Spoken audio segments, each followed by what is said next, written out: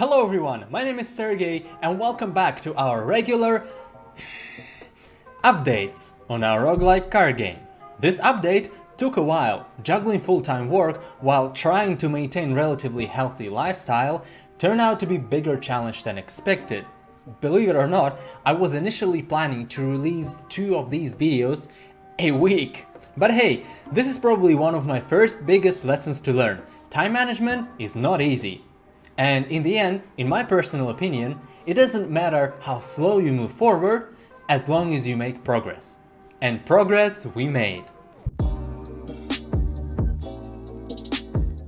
This time we reached a significant milestone. We added a map, which will give the player a major sense of progression. I'll show you what the map looks like and then mention some of the existing design challenges as well as some possible solutions to them. If you remember, previously we only had a placeholder of a map, which only allowed us to start a combat again. Our goal was to add a map which would allow the player to roam freely, meaning that he won't be forced to follow a linear path, unlike in some existing games like Slay the Spire or Monster Train. And this is what it looks like now. On the map you can see multiple events connected with each other. Here is our starting position and here are some end bosses. This is where we want to go to. The events that we can go to next are highlighted in blue, and we can only visit them once. Let me traverse the map to demonstrate how it works. Let's go to the bonfire event. As we go inside, you can see that nothing is really happening. This is because it's purely a placeholder. We will implement these later. Let's finish up the event and go back to the map.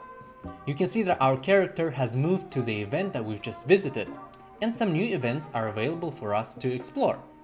Let's go to the mystery event. And back.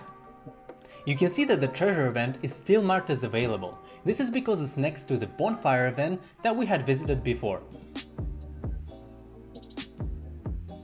You can also note that we cannot revisit the events that we had visited before. Let's finish it up with a combat.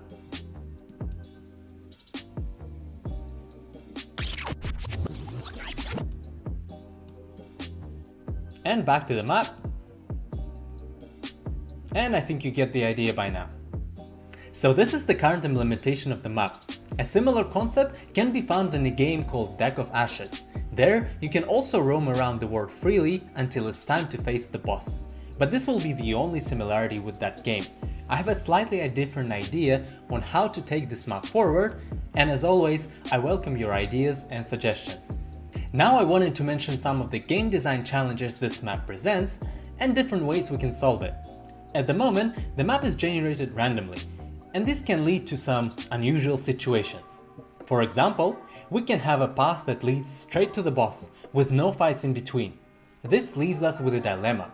We can either add a measure of linearity to the game to force the player to fight. So maybe we could add a rule saying that the boss will not unlock until you've won 3 regular fights.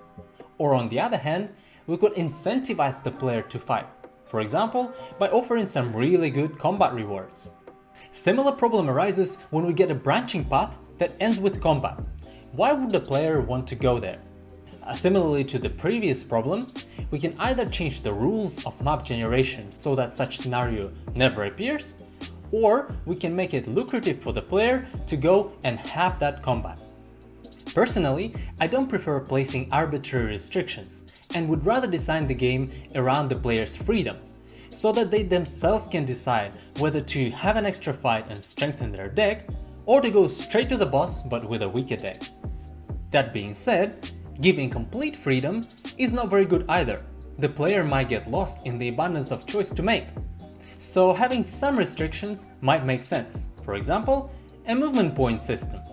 Let's say you only have 10 movement points to traverse the map, and once you run out, you will start incurring penalties, like getting fatigue cards.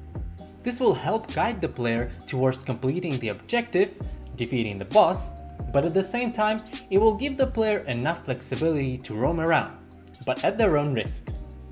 A lot of clarity for these situations will come once the game is ready to be playtested, but until then, I will leave the map as it is, and we will revisit it at some point later in the future. So this is it for the map update. Our next goal is, finally, adding a variety of enemies, so expect some outstanding 3D artwork and animations. And as always, if you have any thoughts or suggestions, just drop them in the comments and we can have a discussion. Thanks guys, and I'll see you in the next update.